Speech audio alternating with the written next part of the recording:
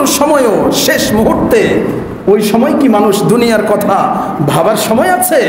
ওই সময়ও শেষ কথাটা উনি যেটা বলেছেন, উম্মত উম্মত উম্মত তোমরা নামাজ পড়ো।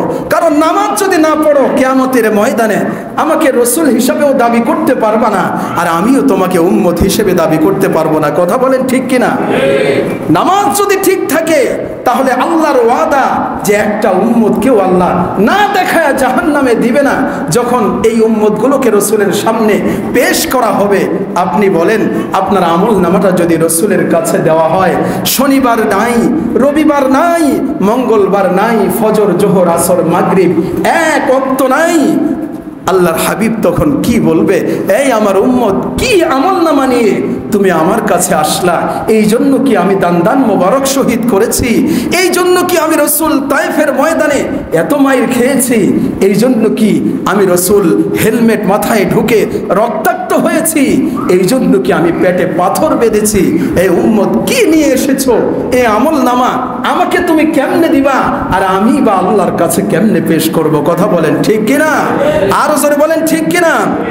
আল্লাহর হাবিব বলবেন, আমি তো বাড়ির ফিকির করি নাই, আমি আয়েশার ফিকির করি নাই, আমি আমার পরিবার পরিজনের ফিকির করি নাই, আমি একটা বারের জন্য আমার মেয়ের কথা ভাবি নাই, হাসান হুসাইনের কথা ভাবি নাই, মৃত্যু পর্যন্ত এবং কি কবরে শুয়ে শুয়েও আমি শুধু উম্মতি উম্মতি করে ডাকছি।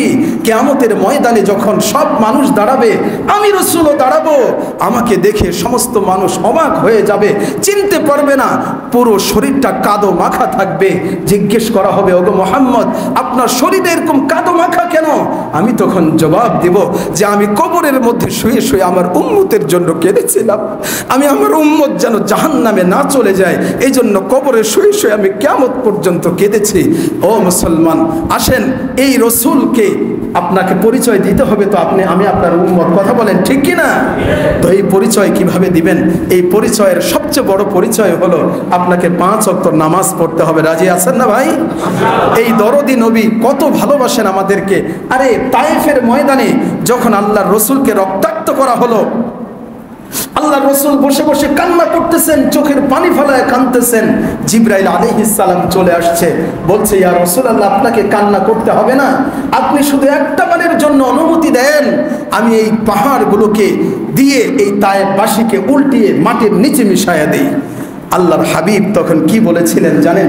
আল্লাহর হাবিব বলেছেন, ও জিবরাইল আমি ব্যথা পেয়েছি, এই জন্য তো আমি কাঁদি না, ওরা আমাকে কষ্ট দিয়েছে এই জন্য তো আমি কাঁদি না, ওরা আমার রক্ত ঝরিয়েছে এই জন্য তো আমি কাঁদি না, বরং আমি তো কাঁদি এই জন্য যে আমি একটা মানুষকেও কালেমার পথে আনতে পারলাম না, একটা মানুষকেও জাহান্নামের আগুন থেকে বাঁচাতে পারলাম না, একটা মানুষকেও আল্লাহর পথে আনতে পারলাম না, আল্লাহর সাথে পরিচয় করাতে পারলাম না, এই জন্য আমি কাঁদি।